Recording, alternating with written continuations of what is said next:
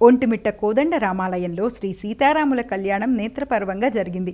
శరత్ పౌర్ణమి సందర్భంగా తితిదే ఆధ్వర్యంలో వేదమంత్రోచ్చరణల నడుమ పరిణయోత్సవం నిర్వహించారు.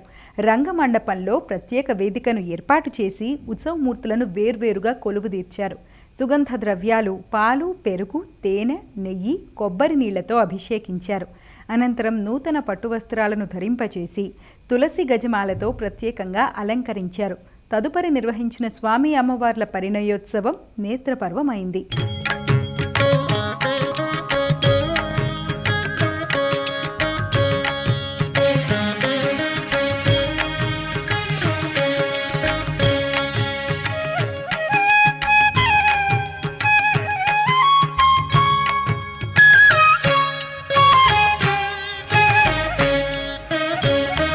పంటూరీతి కొలువు ఇయవయ్య రామా,